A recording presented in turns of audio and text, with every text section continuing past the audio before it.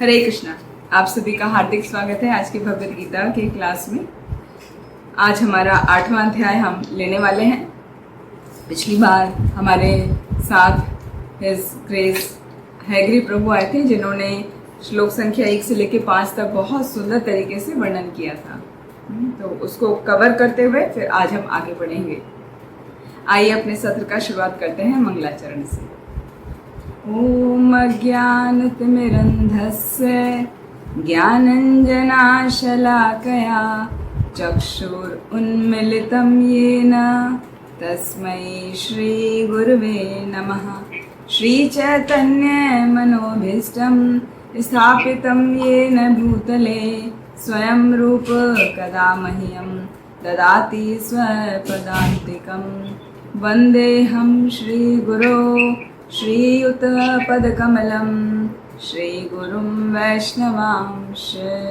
श्रीरूपं साग्रजातं सहगणरघुनाथान्वितं तं सजीवं साद्वैतं सावधूतं परिजनसहितं कृष्णचैतन्यदेवं श्रीराधाकृष्णपादान् सहगणललिता श्रीविशाखान्वितांश। हे कृष्ण करुणा सिंधु दीनबंधो जगत्पते गोपेश गोपिकाकांत राधाकांत नमोस्तुते। तप्त कांचन गौरांगी राधे वृंदावनेश्वरी वृषभानुसुते देवी प्रणमामि हरिप्रिये। वाञ्छाकल्पतरुभ्यश्च कृपा सिन्धुभ्येव च पतितानां पावनेभ्यो वैष्णवेभ्यो नमो नमः। गुरवे गौरचन्द्राय राधिकाय तदालये कृष्णाय कृष्णभक्ताय तद्भक्ताय नमो नमः। जय श्री कृष्ण चैतन्य प्रभु नित्यानंद श्री अद्वैत गदाधर शिवासादि गौर भक्त वृंद। हरे कृष्णा कृष्णा कृष्णा हरे हरे हरे राम राम राम हरे हरे। आप सभी का हार्दिक स्वागत है एक बार फिर से। और हमारा 8वां अध्याय पिछली बार शुरू हो गया था, जिसका नाम है भगवत प्राप्ति। और उसका मेन जो विषय है वो है art of remembering Krishna. Krishna को हम कैसे याद कर सकते हैं, तो वो पूरा इस चैप्टर में समझाया गया है। इसीलिए इस चैप्टर का नाम है अटेनिंग द सुप्रीम या भगवत प्राप्ति। तो भगवान का किस तरह स्मरण करते हुए भगवान को प्राप्त कर सकते हैं, ये इस चैप्टर का मुख्य विषय है। इस चैप्टर को 6 डिवीजन में हम समझ सकते हैं। पहला डिवीजन है श्लोक 1 से लेके 4 तक, जहाँ पर अर्जुन के प्रश्न हैं और भगवान कृष्ण उनका उत्तर देते हैं। तो श्लोक संख्या 5 से 8 तक किस तरह भगवान को प्रयाण के समय, प्रयाण कहलाता है वो समय जब हम शरीर छोड़ते हैं, तो उस समय भगवान को किस तरीके से याद रखा जा सकता है, उसका वर्णन आ रहा है श्लोक संख्या 5 से 8 में। फिर 9 से 13 में रिमेम्बरिंग कृष्णा, भगवान को कैसे याद किया जा सकता है योग मिश्र भक्ति के द्वारा। फिर 14 से 16 में सीखेंगे कि प्योर भक्ति के द्वारा भगवान को कैसे याद या स्मरण रखा जा सकता है। फिर 17 से 22 में मटेरियल वर्ल्ड और स्पिरिचुअल वर्ल्ड का वर्णन आएगा। और 23 से लेके 28 में सुप्रीमेसी ऑफ प्योर भक्ति, भक्ति योग की क्या स्थिति है, वो है सबसे अधिक बढ़ के, वो सुप्रीम है कृष्ण को प्राप्त करने के लिए। तो इस तरह से ये चैप्टर को हम 6 भागों में समझ सकते हैं, जिसका पहला भाग हमने पिछली बार समझ लिया था कि अर्जुन के 7 प्रश्न थे और भगवान कृष्ण ने उनके क्या उत्तर दिए। तो ये देखा जाए तो पूरा चैप्टर 8वां चैप्टर जो है 7वें चैप्टर से संबंधित है। 7वें चैप्टर के आखिर में श्लोक संख्या 30 में भगवान ने बताया था कि जो मुझ परमेश्वर को पूर्ण चेतना में रहकर मुझे पूरे जगत का, देवताओं का और यज्ञ विधियों का नियामक जानता है, वो मृत्यु के समय मुझे आसानी से याद रख सकता है और समझ सकता है। सा अधिभूत देवम माम साधि यज्ञम च ये विदुहु प्रयाण काले अपि च माम ते विदुर्युक्त चेतसः। तो जब वहां पर भगवान ने बताया कि मैं अधिभूत रूप में, अधिदेव रूप में और अधियज्ञ में कोई मुझे जान सकता है, वो प्रयाण के समय मुझे याद रख सकता है। ये बात सुनकर अर्जुन को समझ नहीं आया कि ये अधियज्ञ, अधिभूत और अधिदेव का मतलब क्या है। तो अर्जुन ने तुरंत प्रश्न किया। वो प्रश्न शुरुआत हो गई हमारे चैप्टर 8 की। 8वां चैप्टर, वहां से 8वां अध्याय शुरू होता है। तो अर्जुन का पहला ही प्रश्न आता है भगवान के वो बताने के बाद में। अर्जुन उवाचा किम तद् ब्रह्म किम आध्यात्मम किम कर्मा पुरुषोत्तमा अधिभूतं च किम प्रोक्तम अधिदेवम किमुच्यते। इस श्लोक में अर्जुन ने भगवान कृष्ण से 5 प्रश्न पूछे। किम तद् ब्रह्म, कि हे भगवान ब्रह्म क्या है। किम अध्यात्म, अध्यात्म किसे कहते हैं। किम कर्म, कर्म क्या है। अधिभूतम, अधिभूत किसे कहते हैं। और अधिदेवम, किम अधिदेवम, अधिदेव किसको कहा जाता है। तो ये 5 प्रश्न वहां पर पूछे थे। उसके बाद अगले श्लोक में, श्लोक संख्या 2 में और 2 प्रश्न पूछे थे। वो क्या थे।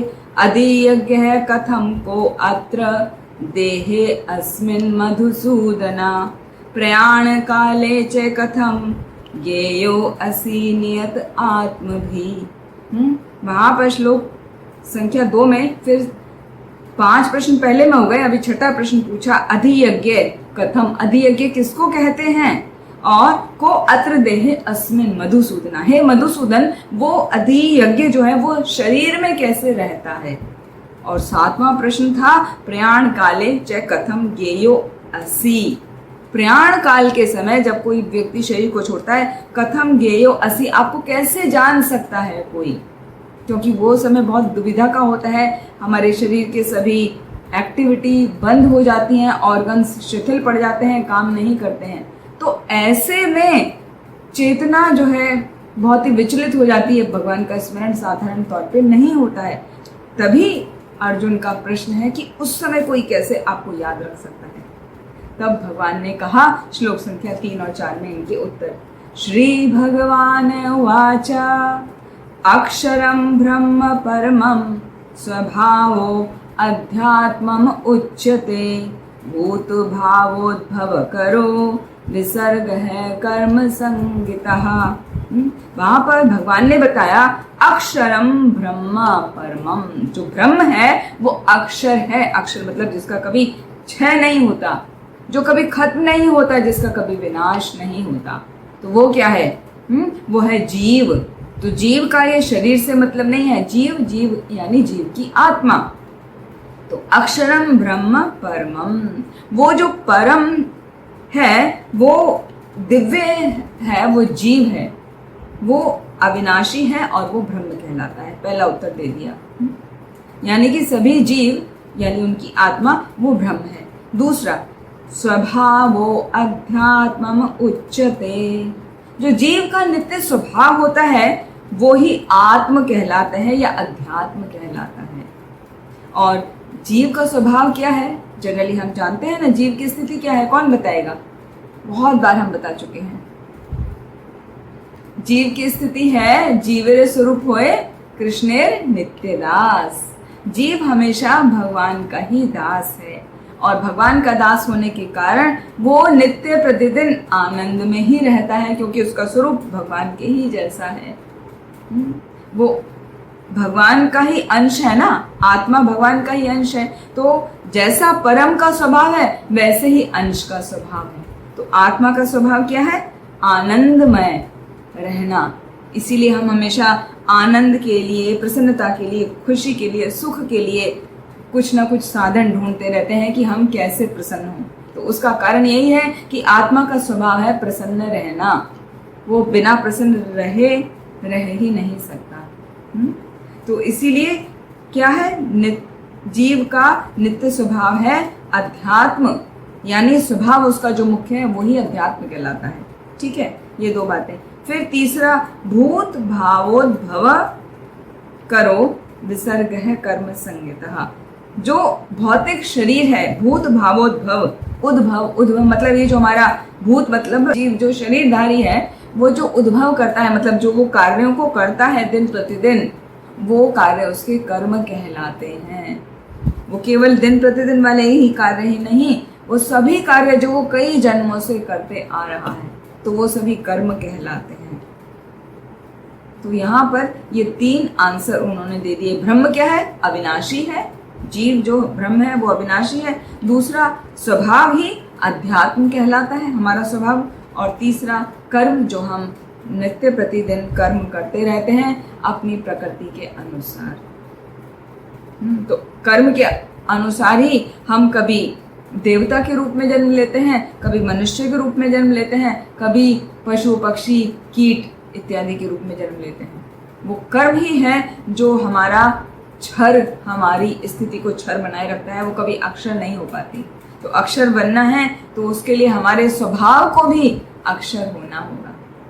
हमारा थिंकिंग वैसी होनी चाहिए, क्योंकि जिस प्रकार कहा जाता है कि छीने पुण्य मृत्यु लोके विशंति, जब हमारे पुण्य छीन हो जाते हैं तो हम मृत्यु लोक को आते हैं, और फिर हमारे कर्मों के अनुसार फिर हम यज्ञ की एक साइकिल है उसमें घूमते रहते हैं। यज्ञ का साइकिल इस श्लोक के तात्पर्य में श्रील प्रभुपाद ने बहुत अच्छा वर्णन किया है। यज्ञ का साइकिल क्या है, और सेम यज्ञ साइकिल हमने 3 अध्याय के 13वें श्लोक में सीखा था।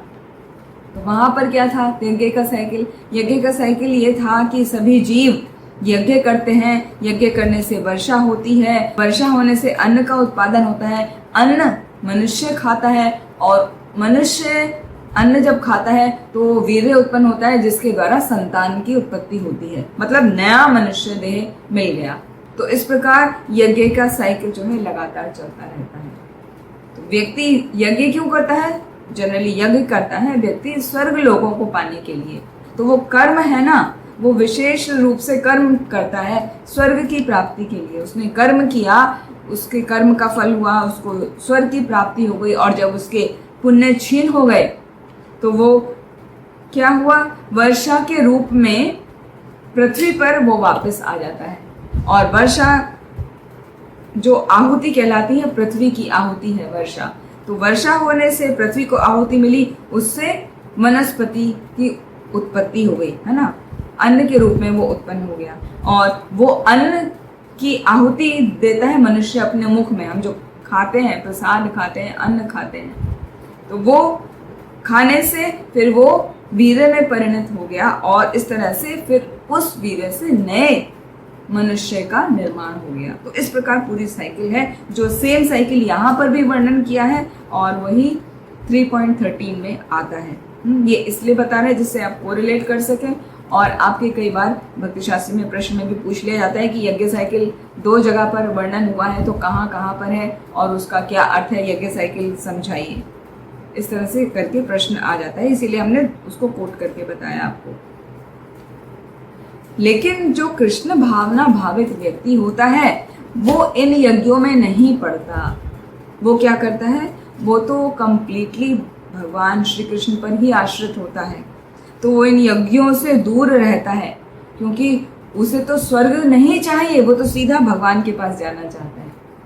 वो तो भगवान के धाम जाने की तैयारी करता है, जबकि साधारण मनुष्य स्वर्ग जाने की तैयारी करते हैं। तो ये फर्क है। स्वर्ग जाने की तैयारी जो करता है वो यज्ञ करते हैं विभिन्न प्रकार के, लेकिन वो वापस लौट के इस यज्ञ साइकिल को बार बार विभिन्न शरीरों में पूरा करते रहते हैं। इसीलिए कृष्णा कॉन्शियसनेस या भक्ति योग अत्यंत आवश्यक है, जो इस यज्ञ साइकिल को खत्म कर देती है। हमें बार बार नहीं आना पड़ता। तो यहाँ पर 3 प्रश्नों का उत्तर भगवान श्री कृष्ण ने दे दिया। अभी श्लोक संख्या 4, उसमें बाकी 3 का आंसर दिया भगवान ने। अधिभूतम क्षरो भावः पुरुश्चा अधिदेवतम अधियज्ञो अहमेवात्र देहे देहे भ्रतांबरा। कि देहधारियों में श्रेष्ठ निरंतर परिवर्तनशील ये जो भौतिक प्रकृति है वो कहलाती है अधिभूत। भगवान का विराट रूप कहलाता है अधिदेव, और भगवान जो सभी के हृदय में परमात्मा के रूप में रहते हैं वो कहलाता है अधियज्ञ। तो इस प्रकार यहाँ पर 3 और प्रश्नों के उत्तर भगवान ने दिए कि अधिभूत क्या है, अधिदेव क्या है और अधियज्ञ क्या है। तो अधिभूत हो गया वो प्रकृति की कोई भी वस्तु जो विनष्ट होती रहती है, जो परमानेंट नहीं है, जो टेम्परेरी है। जैसे हमारा अपना शरीर ही देख लें तो शरीर परमानेंट नहीं है। जब हमारा जन्म होता है तो कैसा हमारा स्वरूप होता है, बहुत छोटा सा और बहुत देखने में सुंदर। तो जब जन्म होता है, जन्म होने के बाद कुछ समय तक बढ़ता है, दूसरा चेंज, फिर बढ़ने के बाद वो कुछ काल तक रहता है, तीसरा चेंज, फिर उसके बाद में वो गौण पदार्थ उत्पन्न करता है, मतलब हमारी संतानों की उत्पत्ति होती है, वो चौथा परिवर्तन, और फिर 5वां परिवर्तन वो क्षीण होने लगता है, और छठा परिवर्तन वो अपक्षीयते, वो विनष्ट हो जाता है। तो हम देख सकते हैं किसी भी शरीर में, मनुष्य शरीर में ही नहीं, किसी भी पशु शरीर में भी ये 6 परिवर्तन पाए जाते हैं। तो भौतिक प्रकृति की किसी भी वस्तु में ये परिवर्तन पाए जाते हैं। तो ये सभी परिवर्तन वाले वस्तुएं, ये चीजें, ये सब कहलाते हैं अधिभूत। सिंपल बोलें तो भौतिक प्रकृति अधिभूत कहलाती है। ये क्लियर। फिर उसके बाद अधियज्ञ। अधियज्ञ क्या है? भगवान का वो विराट स्वरूप जिसमें सभी देवता आते हैं, और वो विराट स्वरूप भगवान का पाताल से लेके सत्यलोक तक फैला हुआ है। जो व्यक्ति भक्त नहीं होता वो भगवान के उस विराट स्वरूप की पूजा करता है। जो भगवान का भक्त होता है वो भगवान के विराट स्वरूप की नहीं, भगवान के मूल स्वरूप श्याम सुंदर रूप, द्विभुज रूप, श्याम सुंदर रूप की पूजा करता है। ये डिफरेंस है। तो अधिदेव हो गया भगवान का वो स्वरूप जो विराट रूप से जाना जाता है, और जिसमें भगवान के शरीर में सभी देवी देवता, सारे लोक समाये हैं। जैसे कि हम सभी को ज्ञात है कि ये ब्रह्मांड में जो है 14 भुवन है ना, 14 भुवन कहा जाता है। तो नीचे से चले तो पाताल, रसातल, महातल, तलातल, सुतल, वितल, अतल ऐसे आते। फिर पृथ्वी आती है, पृथ्वी के ऊपर फिर भुवर लोक, स्वर्ग लोक, महल लोक, जन लोक, तप लोक, सत्य लोक। इस प्रकार 6 लोक ऊपर, पृथ्वी से ऊपर 6 लोक और नीचे 7 लोक, तो टोटल होते हैं 14 लोक, जैसे 14 भुवन साधारण भाषा में कहते हैं। तो भगवान का जो विराट रूप है, वो विराट रूप भगवान के पैर का जो तलवे हैं वो पाताल है। भगवान की जो एड़ियां हैं, जो भगवान के पैर के अंगुलियां हैं वो रसातल हैं। जो भगवान के एंकल्स हैं, टखने, वो महातल हैं। फिर भगवान की जो पिंडलियां हैं वो तलातल हैं। भगवान के घुटने वो सुतल कहलाते हैं, मतलब सुतल वाले लोक में भगवान के घुटने हैं। और वितल और अतल भगवान की अपर और लोअर थाइज हैं। फिर पृथ्वी भगवान का हिप्स हैं, हिप वाला एरिया है। ये मतलब पूरा भगवान का किस प्रकार शरीर पाताल से लेके ऊपर तक फैला हुआ है उसके लिए बता रहे हैं, और इसका वर्णन आता है श्रीमद् भागवतम के 2य स्कंद में। फिर जो भुवर लोक है वो भगवान की नाभि में समाया है। स्वर्ग लोक भगवान का वक्षस्थल है। महल लोक भगवान का नेक है, ग्रीवा है। जनलोक भगवान का लोटस फेस है, पूरा मुख है। तपलोक भगवान का माथा है, फोरहेड है। और सत्यलोक भगवान का सिर है। तो इस प्रकार 14 लोक भगवान के शरीर में समाये हैं। वो जो विराट स्वरूप है लोग उनकी पूजा करते हैं, क्योंकि जैसे आंखें हैं भगवान की, सूर्य और चंद्रमा का प्रतीक माने जाते हैं। भगवान के सूर्य और चंद्रमा हैं, भगवान की नेत्र हैं वो। और फिर पहाड़ वो सब भगवान की बोन्स हैं। जो नदियां हैं वो भगवान की वेन्स हैं। जो भगवान के शरीर पर रोम है वो सभी वनस्पतियां हैं। इसका वर्णन श्रीमद् भागवतम में आता है। तो इस प्रकार भगवान का जाइडेंटिक रूप का वर्णन आता है वहां पर। तो ये है सब मिला के अधिदेव। अधिदेव का मतलब सीधा आना चाहिए, मतलब भगवान का विराट स्वरूप। ठीक है, अभी आता है अगला प्रश्न, अधियज्ञ। अधियज्ञ क्या है? अधियज्ञ है भगवान जो हम सभी के हृदय में परमात्मा स्वरूप में रहते हैं, वो अधियज्ञ कहलाते हैं। तो इस प्रकार अधियज्ञ रूप में भगवान सदैव हमारे साथ रहते हैं, हमारी हर एक्टिविटी के वो उपद्रष्टा हैं और अनुमंता हैं। मतलब हमारी हर एक्टिविटी को वो देखते रहते हैं कि हम कब क्या कर रहे हैं, और हमको अनुमति प्रदान करते हैं उसको करने की, क्योंकि भगवान की अनुमति के बिना हम कुछ भी नहीं कर सकते। तो भगवान ने जो हमें स्वतंत्रता प्रदान की है, उसके कारण हम सब कुछ कर सकते हैं, और उसकी भी अनुमति भगवान देते हैं। ये हमारी अपने ऊपर निर्भर करता है कि हम उस स्वतंत्रता का प्रयोग सदुपयोग करते हैं कि उसका दुरुपयोग करते हैं।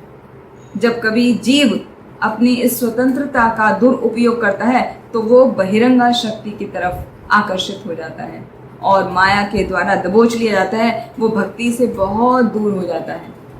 और जब जीव भगवान की तरफ उन्मुख होता है तो अंतरंगा शक्ति श्रीमती राधा रानी जी उस पर कृपा करती हैं, तो व्यक्ति भक्ति में लगता है, भगवान की सेवा में लगता है, और इस प्रकार वो भगवान को पा सकता है। भगवान जो उसका लक्ष्य है कृष्ण प्रेम की प्राप्ति, वो कर सकता है। अदरवाइज क्या होता है, आपने देखा होगा, जैसे कुछ लोग होते हैं ना, कुछ लोगों का बहुत ही स्वभाव ऐसा होता है, बहुत ही लस्टी हैं, तो उनको क्या जन्म मिलता है, वो अगले जन्म में डॉग का शरीर मिलता है। जो बहुत ही लेजी हैं, कुछ काम नहीं करना चाहते, बस ऐसे ही पड़े रहते हैं या टालते रहते हैं, उनको शरीर मिलता है बियर का, भालू, कि सोते रहो 6 महीना। जो दूसरों से एनवियसनेस का भाव रखते हैं, ईर्ष्या का भाव रखते हैं, उनको शरीर प्राप्त होता है स्नेक का, सांप का। और जिनको अपनी बॉडी दिखाने का बड़ा शौक होता है ना, चाहे वो बॉडी बिल्डर हों या फिल्म एक्टर एक्ट्रेसेस हों, तो वो सभी को शरीर मिलता है एक वृक्ष का, ट्री का। ऐसा श्रीमद् भागवतम में वर्णन आता है, छांद योग उपनिषद में वर्णन आता है। तो ये सत्य बातें हैं, ये झूठ नहीं है, ये फेक नहीं है। और जिस किसी को मीट खाने का इच्छा होती है, वो अगले शरीर में लायन बनता है, शेर, चीता, ये सब जो डायरेक्ट मांस खाते हैं। तो ये यहाँ पर इसलिए बताया जा रहा है कि जिस व्यक्ति का जो स्वभाव है वो उसके अनुसार अपना अगला जीवन तय करता है। तो अगला जीवन कैसा होना चाहिए, उसके लिए भगवान बता रहे हैं 5वां। हाँ, उसमें पूछा ना, लास्ट क्वेश्चन क्या था, 7वां क्वेश्चन। कौन बताएंगे 7वां क्वेश्चन? हाँ, very good Prabhu. Yes yes, very good. प्रयाण काले च कथम गेयो असि, कैसे जाने, उसको क्या कहा जाता है कि प्रयाण काले वो आपको कैसे जाने। तो ये जो 7वां प्रश्न है, इसका उत्तर दिया भगवान ने 5वें श्लोक में। अंत काले च मामेव स्मरण मुक्त्वा कलेवरम यह प्रयाति समद्भावम याति नास्ति अत्र संशयः, कि इसमें कोई भी संशय नहीं है। किस बात में संशय नहीं है? अंत काले च मामेव, जो अंत काल में मेरा, केवल मेरा, माम एव, एव मतलब केवल और केवल मेरा, कुछ और नहीं। स्मरण मुक्त्वा कलेवरम, कलेवर कहते हैं शरीर को। जब शरीर से मुक्त होता है, यानी जब शरीर छोड़ता है, स्मरण, मेरा स्मरण करता है। मामेव स्मरण, ये शब्द बहुत इंपॉर्टेंट है। मामेव स्मरण, कि मेरा, केवल और केवल मेरा स्मरण करता है जो व्यक्ति अंत काल में, यह प्रयाति से मद भावम, वो जाता है मद भावम, मेरे भाव को, याति नास्ति अत्र संशयः, इसमें रंच मात्र भी संदेह नहीं है कि जिसने शरीर छोड़ते वक्त मेरा स्मरण किया वो मेरे ही भाव को प्राप्त होता है, कोई भी संदेह नहीं है। इसके बहुत सारे उदाहरण आते हैं श्रीमद् भागवतम में कि किस प्रकार अंत काल में जिस चीज का स्मरण किया वैसा ही शरीर प्राप्त हुआ। फॉर एग्जाम्पल 5वें स्कंद में आता है भरत महाराज की कथा। भरत महाराज पुलहा आश्रम में जब वो तपस्या कर रहे थे तो वहां पर एक हिरणी आई और वहां पीछे से एक शेर चिल्लाया, है ना, उसने आक्रमण करने के लिए जो गरजा, तो हिरणी डर गई और उसने डर के मारी छलांग लगा दी। वो पानी में कूद गई और पानी में कूद गई तो वो क्या थी, वो गर्भिणी थी वो हिरणी। तो उसको एक छोटा शावक, हाँ, उसका जन्म हो गया। तो हिरणी तो वहीं पर ही मर गई, लेकिन वो शावक जो हिरण का बच्चा था वो भरत महाराज को इतना प्रिय लगा, वो उसको अपने आश्रम में लेकर आ गए। और कहा तो वो सब कुछ छोड़कर आश्रम में आए थे भक्ति करने के लिए, केवल और केवल कृष्ण भक्ति के लिए। लेकिन अभी उनका ध्यान चला गया उस शावक के लिए। उन्हें लगा कि ये शावक जो है, शावक मीन्स हिरण का बच्चा, कि ये शावक जो है ये भगवान ने शायद मुझे जिम्मेदारी दी है इसकी, इसीलिए ऐसी घटना मेरे सामने हुई, तो मेरा ये कर्तव्य बनता है कि मैं उसकी रक्षा करूं। तो वो बहुत ही प्रेम पूर्वक उसको दूध पिलाते, उसका खाने का ध्यान रखते। जब वो थोड़ा बड़ा हो गया तो उसको हरी हरी घास खिलाते। वो कहीं बाहर घूमने जाता तो उसके पीछे पीछे घूमते, पूरा ध्यान रखते। तो उससे क्या होने लगा था, भरत महाराज की साधना डिस्टर्ब हो गई थी। जो वो टाइम से साधना किया करते थे वो डिस्टर्ब हो गई थी। और एक दिन ऐसा हुआ कि वहां पर वो पहाड़ी में दूर निकल गया और उसको ढूंढते ढूंढते भरत महाराज पहाड़ियों में जब चल रहे थे तो उनका पहाड़ी से पैर फिसल गया और उनकी मृत्यु हो गई। और मृत्यु के अंतिम समय में क्योंकि उनका ध्यान उस हिरण के बच्चे के ऊपर था, तो उनका जन्म अगला हुआ हिरण के शरीर में। और सबसे अच्छी बात ये हुई कि उनको याद रहा, उनकी स्मृति बनी रही, क्योंकि वो एक योगी थे। वो साधना किया करते थे, पूर्ण रूप से भगवान को समर्पित करके साधना करते थे। वो योगी थे, इसलिए उनको पूर्व जन्म की स्मृति बनी रही। तो उन्हें ध्यान था कि मैं पिछले जन्म में भरत महाराज था, किस प्रकार मैंने अपना राजपाट सब कुछ छोड़ दिया और किस प्रकार उस हिरण के ऊपर मेरा ध्यान चला गया और मुझे ये शरीर प्राप्त हुआ। तो वो हिरण कभी भी बाकी हिरण के बच्चों के साथ में खेलता कूदता नहीं था। वो आश्रम में बैठकर विभिन्न ऋषि जो ऋचाओं का वेद पाठ करते हैं वो सुना करता था। उनका जब नाम जप करते तो उसको ध्यान पूर्वक सुनता था। तो उसका असर ये हुआ, हिरण ने जब अपना शरीर छोड़ा तो उसको जड़ भरत के रूप में शरीर प्राप्त हुआ। और जड़ भरत के रूप में शरीर प्राप्त करके उन्होंने अपना पूरा ध्यान पूर्वक भगवान पर अपना जीवन लगा दिया, पूरी साधना की और वो सीधे भगवत धाम को गए। उसका वर्णन आता है पूरा श्रीमद् भागवतम के 5वें स्कंद में। बहुत लंबा है, 3-4 चैप्टर्स में कवर होता है, हमने 2 मिनट में बता दिया पूरा आपको। तो ये जो है मतलब इनका प्रमाण है, ये सब सत्य बातें हैं। और इसी तरह एक और एग्जाम्पल आता है, एक व्यक्ति ने मृत्यु के समय, उसके कई पुत्र थे, उसका शरीर छूटने ही वाला था, तो अपने पुत्रों को सबको पूछ रहा है कौन आ गया है, सब है यहाँ पर, एक एक का नाम लेके सब वहाँ पर उसके पास ही खड़े हैं। तो जब सब खड़े हैं तो अचानक उसने बोला कि अरे जब सब यहाँ हैं तो वहाँ कौन है, हाँ, दुकान पे कौन है।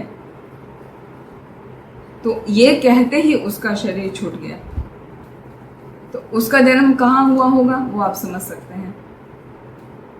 तो कहने का अर्थ यह है कि अंत काल में भगवान का स्मरण करना अत्यंत आवश्यक है, क्योंकि जैसा जैसा अंत काल में स्मरण होता है वैसा ही शरीर मिलता है। इसी के लिए हमें हमेशा भगवान के नाम का जप करते रहना चाहिए, कीर्तन करते रहना चाहिए। हमें इतना ज्यादा इसका असर दिखना चाहिए अपने जीवन में कि जब कभी हम कहीं गिर जाएं, सपोज कहीं हमें चोट लग जाए, हम कहीं टकरा जाएं, तो हमारे मुख से क्या निकलता है जनरली, ओह आह मम्मी माँ, जिसको जैसा बोलने का है ना, ये निकलता है। या मराठियों में तो आई। उस चीज को हमें बदल के कहाँ तक लाना है।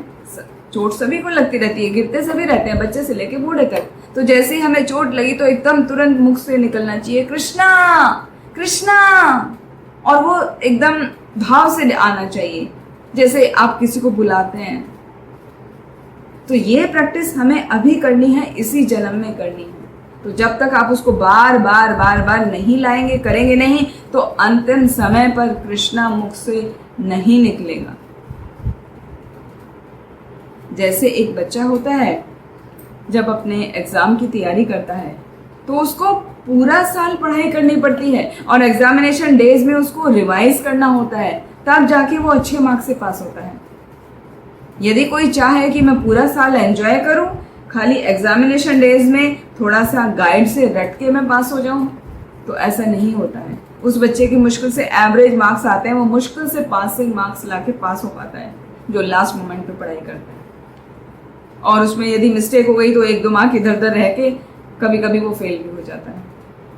तो जैसे एक बच्चे को अच्छे मार्क्स लाने के लिए पूरे साल पढ़ाई करनी पड़ती है, उसी तरह हमें अपने जीवन की एग्जाम को पास करने के लिए, हमारे जीवन का एग्जाम है हमारा डेथ, उसकी तैयारी हमें पूरा जीवन करनी चाहिए। हर समय हमारे मुख से भगवान का नाम निकलना चाहिए। हरे कृष्ण महामंत्र का जप चलते रहना चाहिए हर समय, भले ही आपके हाथ में माला है या नहीं है, उससे फर्क नहीं पड़ता है। हमेशा हरे कृष्ण महामंत्र निकलना चाहिए मुख से। राम कृष्ण गोविंद हरि गौर हरि, इस तरीके से कुछ भी हमेशा भगवान का नाम निकलना चाहिए। तभी जाकर अंतिम समय हम भगवान को याद कर पाएंगे। जो था प्रश्न कि प्रयाण समय कैसे याद करेंगे, तो उसकी तैयारी पहले से ही करनी है। और इसका एक एग्जाम्पल है, श्रीमद् भागवतम के प्रथम स्कंद में आता है भीष्मदेव। भीष्मदेव जब शय्या पे लेटे हुए थे, तो आप सोच सकते हैं उनको कितना कष्ट हो रहा होगा। उनका शरीर लहूलुहान है और वो कष्टदायक स्थिति में है, फिर भी वो भगवान को स्मरण कर पा रहे हैं, क्योंकि उन्होंने प्रार्थना, उनका जब प्रेयर शुरू होती है ना श्रीमद् भागवतम में, तो वहां से शुरू होती है इतिमति उपकल्पिता वितृष्णा भगवती सात्वत पुंगमे विभूमि। तो वहां पर भीष्मदेव प्रार्थना करते हैं कि मेरी जो मति है वो कृष्ण आप में ही लगी रहे, मुझे और कुछ, मेरा मन कहीं और भी विचलित ना हो, सिर्फ और सिर्फ आप में लगी रहे। और फिर आगे वो गाते हैं त्रिभुवन कमनम तमाल वर्णम रविकर गौर वरांबरम दधाने। भगवान की ही वो स्वरूप का वर्णन कर रहे हैं कि मेरा ध्यान कहाँ पर लगे, उस भगवान पे लगे जो त्रिभुवन के मालिक हैं, जो तमाल वर्णम, तमाल वर्ण के हैं, श्यामल रंग के हैं, और उनका शरीर कैसे चमचमा रहा है। तो उनकी सारी प्रेयर्स को यदि आप पढ़ना चाहें तो आप पढ़िएगा। प्रथम स्कंद के 9वें अध्याय में आता है भीष्मदेव की प्रार्थनाएं। तो वहाँ पर हम ये सीखने को मिलता है कि किस प्रकार भीष्मदेव ने पूरा अपने जीवन भगवान कृष्ण को याद रखा। तो ऐसी स्थिति में जब वो शय्या पे लेटे हैं, तब भी वो भगवान को याद कर सके। तो ऐसा तभी होता है जब हम बार बार बार बार प्रैक्टिस करें। तो कहा जाता है life is a preparation and death is the examination. तो पूरी लाइफ हमको प्रिपेयर करना है अपने एग्जाम को, डेथ को पास करने के लिए। उसके लिए सिद्धांत क्या है, फिर अब सिद्धांत आता है श्लोक संख्या 6 में। यहाँ से हम रिसाइट करेंगे। यम यम वापि स्मरण भावम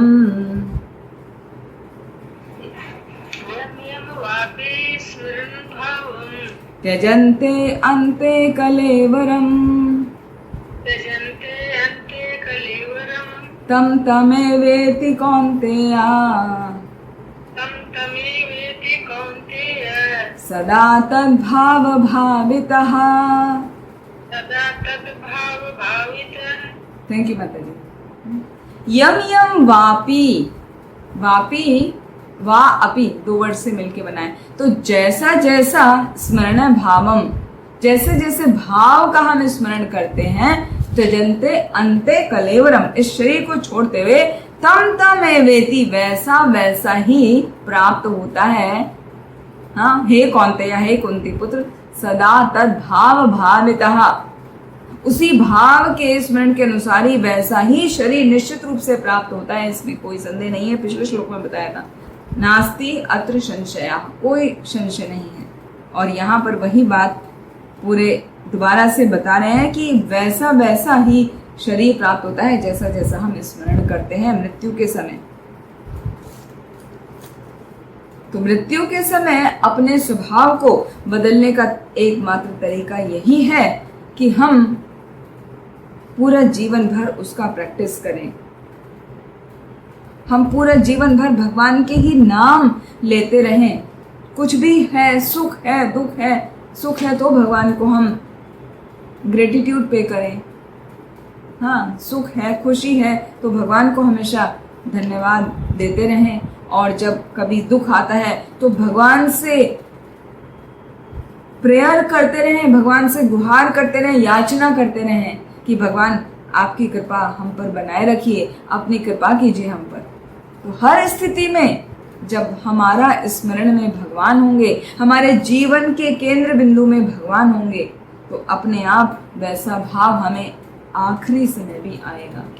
जैसा कि पिछली बार क्लास में डिस्कशन हो रहा था कि अजामिल ने अचानक अपने पुत्र का नाम लिया तो उसको उद्धार हो गया उसका। जबकि श्रीमद् भागवतम में ऐसा वर्णन है, अजामिल की कथा जब आती है, जब उसने अपने पुत्र नारायण को बुलाया था तो उसका भाव पुत्र में ही था, लेकिन नाम नारायण था और उसने कोई नाम अपराध नहीं किया था, इसलिए विष्णु दूत वहां पर आ गए। और विष्णु दूत जब वहां पर आए तो उसका प्रभाव ये हुआ कि उसको एक और चांस मिला। वो सीधा भगवत धाम नहीं गया, ही गॉट अनदर चांस। तो अनदर चांस, जो उसको दूसरा मौका मिला, उस मौके को उसने चूका नहीं। वो हरिद्वार गया, वहां 12 वर्षों तक पूर्ण रूप से भगवान की तपस्या करते हुए अपना जीवन को बिताया, तब जाके उसको भगवत धाम की प्राप्ति हुई। तो 12 साल की प्रैक्टिस के बाद उसको भगवत धाम मिला। तो हम लास्ट वाला एपिसोड तो भूल जाते हैं, उसको तो हम सोचते नहीं, और पहले वाला एपिसोड ध्यान रखते हैं कि भाई उसने पूरा जीवन कितना हर गलत कार्य किया, फिर भी देखो उसको तो भगवत धाम मिल गया।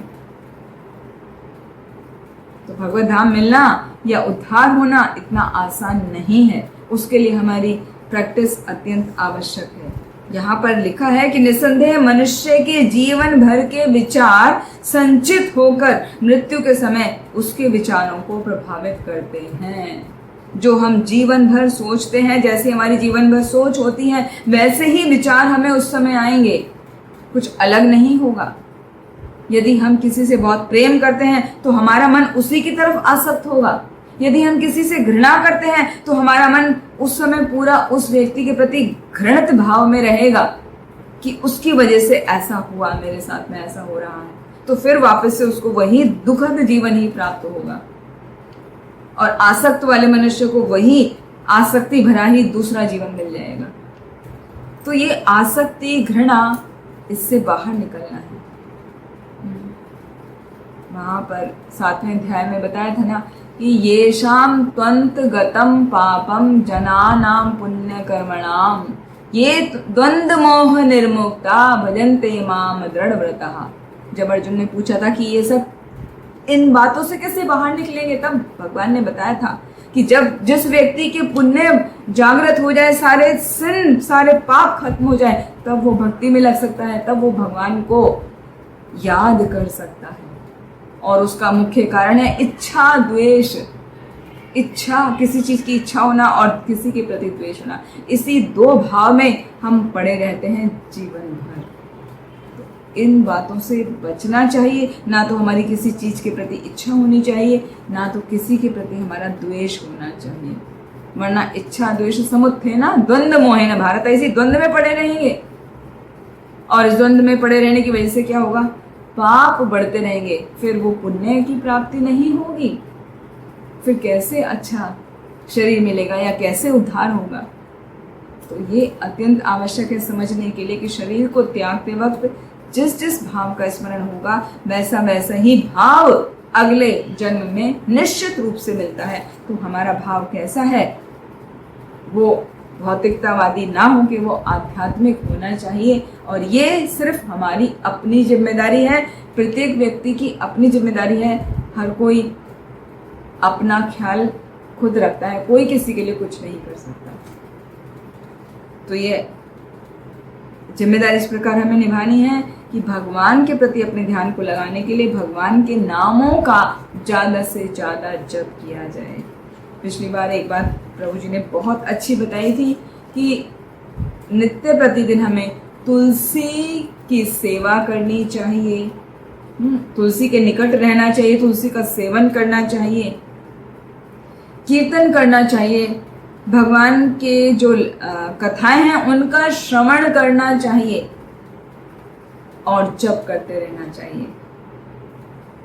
तो जब यदि कोई उपस्थित नहीं है जिसके द्वारा आप श्रवण कर सकें तो आप YouTube चैनल ऑन करके जहाँ पर भगवान के शुद्ध भक्तों की कथा आ रही है वहाँ पर आप सुन सकते हैं, स्वयं पढ़ सकते हैं। यदि पढ़ने की स्थिति में नहीं है तो सुन लीजिए, कीर्तन करिए। कीर्तन केवल गाना ही कीर्तन नहीं है, ये भी कीर्तन है जो हम बोल रहे हैं, दिस इज ऑल्सो कॉल्ड कीर्तन, क्योंकि भगवान की ही वाणी की चर्चा हो रही है। तो जब हम अपने दिन प्रतिदिन के व्यवहार में तुलसी महारानी को, भगवान के श्रवण को, जप को, गंगा जी को, और अभी तो जैसे जगन्नाथ रथ यात्रा चल रही है तो जगन्नाथ रथ यात्रा का स्पेसिफिक है कि वहाँ जगन्नाथ प्रसाद मिलता है ना, छोटे छोटे पिंक कलर के, उसमें भगवान का निर्माल्य, वो सभी को पता होगा। तो कहा जाता है कि भगवान का निर्माल्य का नित्य प्रतिदिन सेवन करना चाहिए। हमको भी एक बात कल ही पता चली जब रथ यात्रा में गए थे, तो वहाँ भक्त लोग बहुत ही भावुक होके वर्णन कर रहे थे कि जनरली क्या होता है, चावल से भात बनाया जाता है, लेकिन जगन्नाथपुरी में क्या होता है, भात से चावल बनता है। तो हमने पूछा ये भात से चावल कैसे बनता है, तो बताया कि वो जो निर्माल्य पाते हैं ना, वो हमारा दिन का पहला अन्न होता है। तो जब आप नित्य प्रतिदिन भगवान के निर्माल्य का एक दाना लेते हैं तो भगवान की कृपा आप पर बनी रहती है, भगवान का स्मरण आपको सदैव रहता है। तो इस तरह ये बातें हमें हेल्पफुल होती हैं, किस तरह भगवान को हम स्मरण कर सकते हैं नित्य प्रतिदिन। तो तुलसी महारानी का सेवन करें, कीर्तन करें, भगवान का श्रवण करें, जप करें। यदि गंगा जल मिलता है तो गंगा जल नित्य प्रतिदिन 1-2 बूंद लें और साथ में भगवान जगन्नाथ के निर्माल्य का 1-2 चावल जरूर ग्रहण करें। आगे आता है श्लोक संख्या 7। श्लोक संख्या 7 में समझाया है what is art of living, हमें किस प्रकार से जीना चाहिए, है ना। आर्ट ऑफ लिविंग का आपने बहुत सारे लेक्चर सुने होंगे। तो ये वो आर्ट ऑफ लिविंग नहीं है, यहाँ भगवान कृष्ण ने जो आर्ट ऑफ लिविंग बताया वो है, वो बेसिकली इधर भगवद गीता से ही लेके पूरा कंटेंट बताते हैं वो भी। तो देखिए भगवान ने क्या बताया हमें, what is art of living. श्लोक संख्या 7। तस्मात् सर्वेषु कालेषु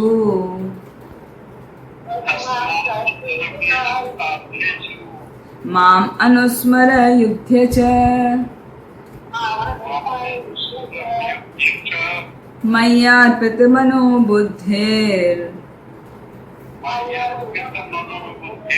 मामेव एष्यसि असंशयः।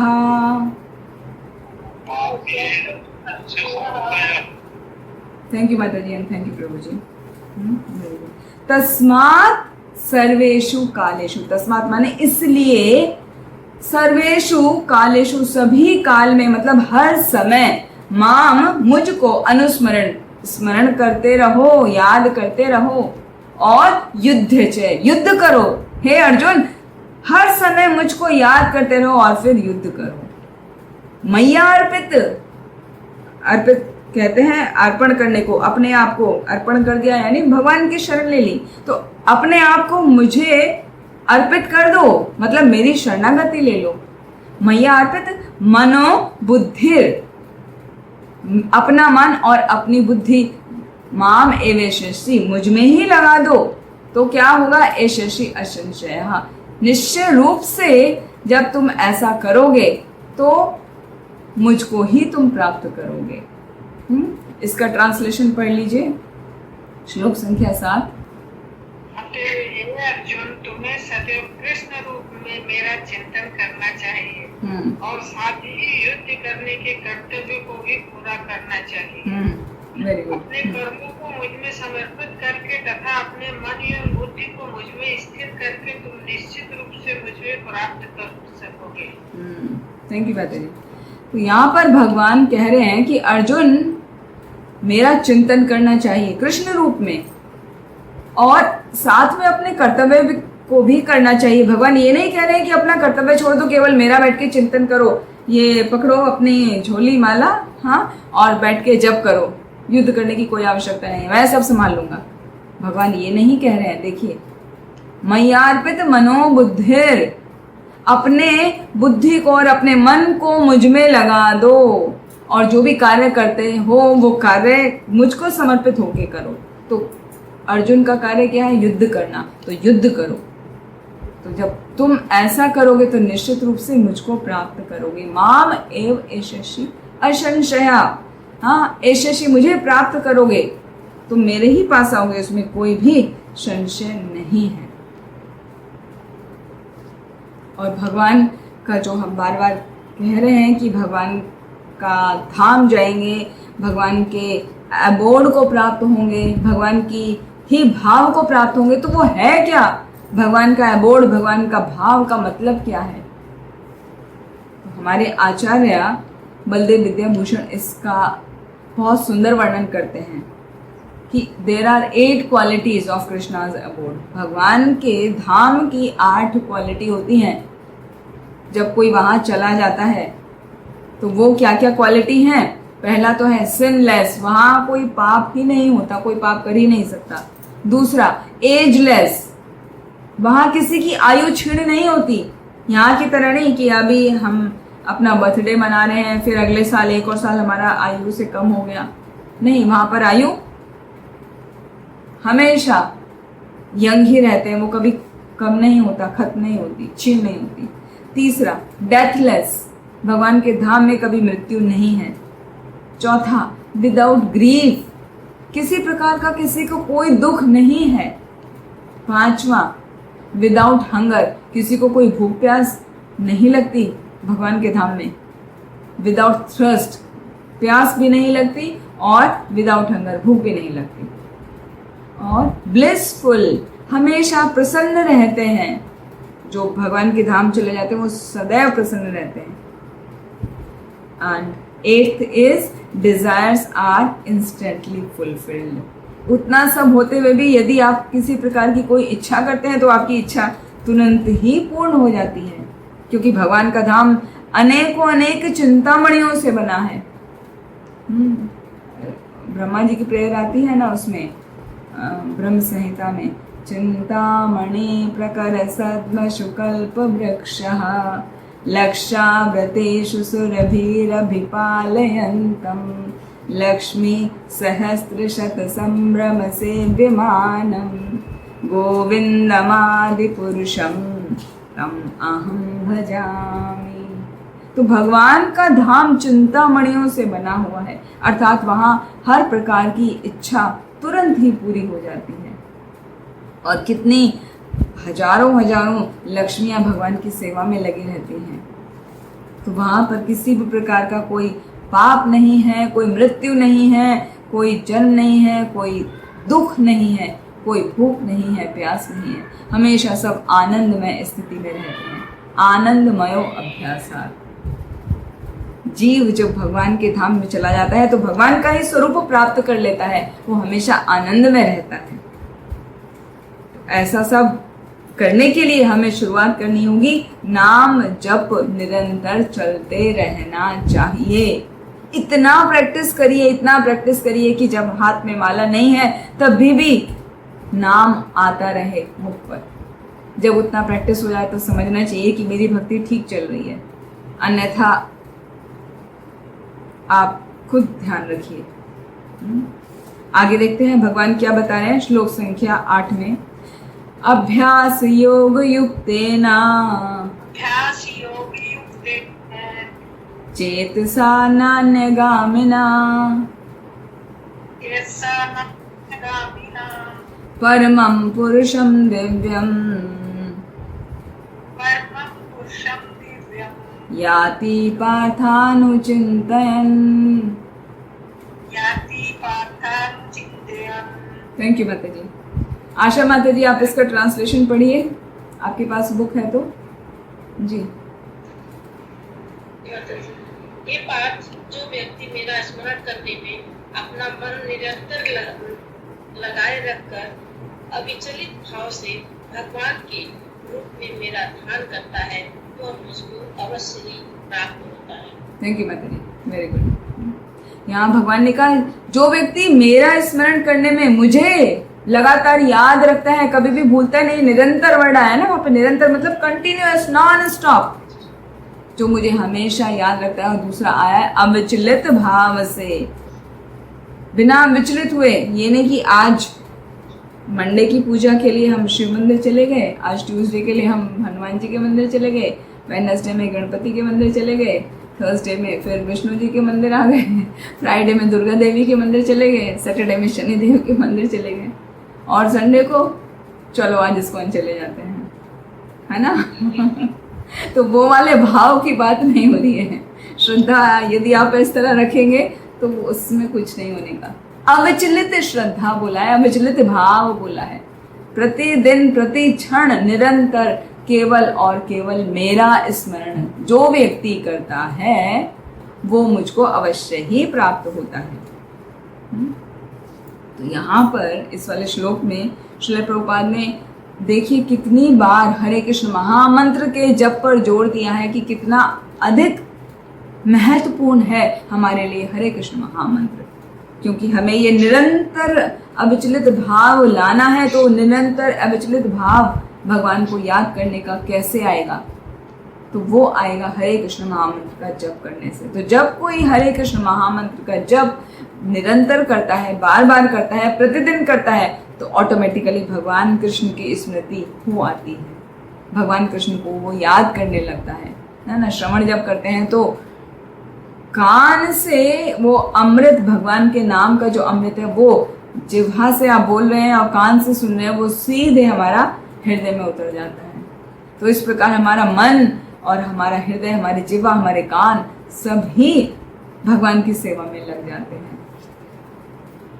और जब हम पूजा करते हैं तो पूजा करते वक्त भगवान के विभिन्न रूप आप उनका चिंतन कर सकते हैं। लक्ष्मी नारायण है तो उनका चिंतन कर सकते हैं, राधा कृष्ण का चिंतन कर सकते हैं, सीताराम राम दरबार का उसका चिंतन कर सकते हैं। तो कहने का अर्थ ये है भगवान कृष्ण का ही कोई रूप होना चाहिए, उसी का चिंतन करना चाहिए। तो ऐसे करते करते जब वो लगातार प्रतिदिन करता है तो निरंतर करने से वो शुद्ध हो जाता है और भगवत धाम जाने के योग्य हो जाता है। भगवत धाम जाता नहीं, योग्य हो जाता है। जैसे हम देखते हैं ना, बच्चे को यदि एडमिशन चाहिए तो पहले एंट्रेंस टेस्ट क्लियर करना पड़ता है। तो एंट्रेंस टेस्ट क्या है? उसकी योग्यता है ना। तो ऐसे हम जब निरंतर जप कर रहे हैं, भगवान का निरंतर स्मरण कर रहे हैं, श्रवण कर रहे हैं, तो वो हमारी योग्यता बन जाती है भगवत धाम की। भगवत धाम जाए या ना जाए वो उसके अगले भाव पर निर्भर करता है। लेकिन पहले योग्य तो बने। एलिजिबल हुए बिना कैसे आप बैठोगे एग्जाम में, कैसे आप कॉलेज में एंट्री पा जाओगे? तो इसी तरह जैसे बिना एडमिशन टेस्ट दिए आप कॉलेज में एंटर नहीं कर सकते, बिना जप करे भगवान के धाम में एंट्री नहीं मिल सकती। इसलिए कृष्ण के नाम का जप अत्यंत आवश्यक है। और जो हमारा मन चंचल है ना, वो मन चंचल हमारा तभी स्थिर होता है जब हम परमेश्वर कृष्ण पर ध्यान लगाते हैं। तो हमें चाहे बलपूर्वक ही लगाना क्यों ना पड़े, बलपूर्वक लगाना चाहिए। मन हमारा भाग रहा है इधर उधर, मगर उसको बार बार पकड़ के लाना चाहिए। जैसे एक माँ छोटे बच्चों को पकड़ के लाती है ना, जब वो चलना शुरू करता है, क्रॉल करता है, तो कैसे वो भागता रहता है सारे में, तो माँ पकड़ पकड़ के उसको लेकर आती है कि उसको चोट ना लग जाए। तो ऐसे ही हमारा मन चंचल है, विचलित होता रहता है, उसको हमें जबरदस्ती पकड़ के भगवान में लाना चाहिए। श्लोक संख्या 9 से लेके 13 तक एक कंप्लीट सेक्शन है जिसमें हम सीखेंगे कि भगवान कृष्ण को योग मिश्रित भक्ति से कैसे जाना जा सकता है। तो आज हम यहीं पर विराम देते हैं, श्लोक संख्या 8 तक। तो एक बार रिवाइज कर देते हैं। प्रश्न, अर्जुन के 7 प्रश्न श्लोक संख्या 1 और 2 में है, जिनके उत्तर भगवान कृष्ण ने 3 और 4 में दिए, जिनको मैं अभी आपसे पूछने वाली हूँ। और श्लोक संख्या 5 में भगवान ने बताया कि आर्ट ऑफ लिविंग क्या है, शरीर छोड़ने का क्या कला है, और उसका सिद्धांत श्लोक संख्या 6 में बताया, यम यम वापी। जैसा जैसा हम स्मरण करेंगे वैसा वैसा हमें शरीर प्राप्त होगा।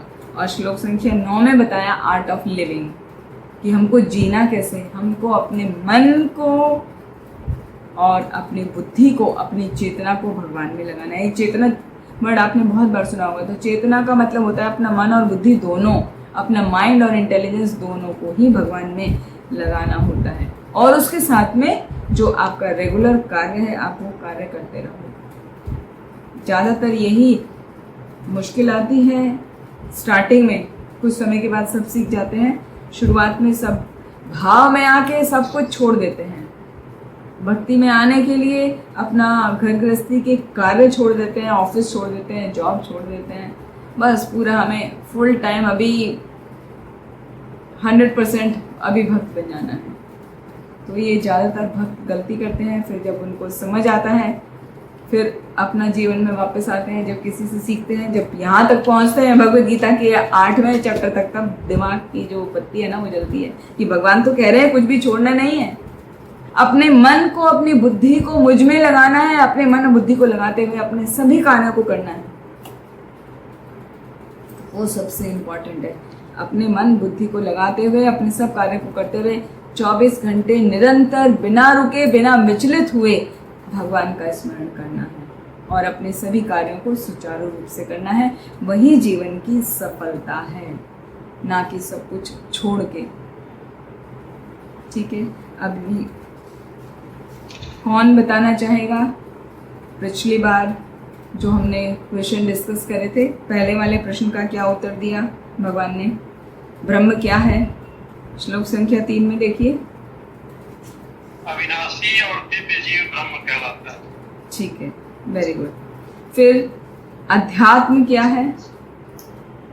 अब कोई और आंसर नहीं? जीव का नित्य स्वभाव अध्यात्म कहलाता है। ओके, नित्य स्वभाव क्या है? स्वभाव को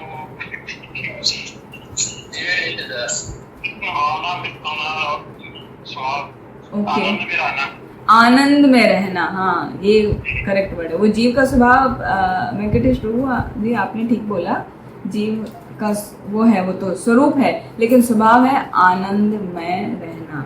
तो वो स्वरूप को जान के ही हम अपने स्वभाव को जान सकते हैं। स्वरूप नहीं पता होगा तो हम स्वभाव नहीं जान सकते ना, इसीलिए हमने स्वरूप बताया था। तो जीव का, अध्यात्म का अर्थ है आनंद में रहना। ओके, तीसरा था कर्म संहिता। तो कर्म क्या है? वो कर्म का डेफिनेशन क्या था? जीव के भौतिक शरीर से संबंधित गतिविधि कर्म या सकाम कर्म कहलाता है। ओके, कोई और आंसर देना चाहेंगे क्या? विमला माता जी या और कौन है यहाँ पे? सुधा माता जी या बसंता माता जी, वेंकटेश प्रभु ने तो एक आंसर दे दिया।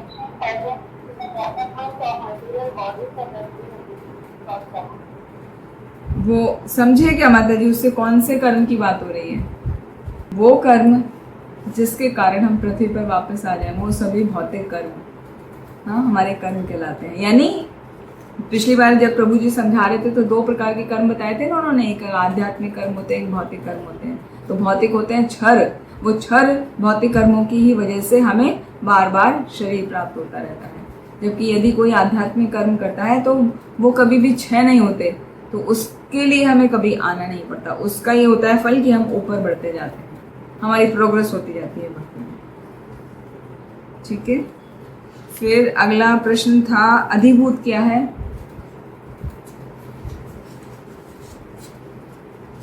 कौन देना चाहेंगे आंसर?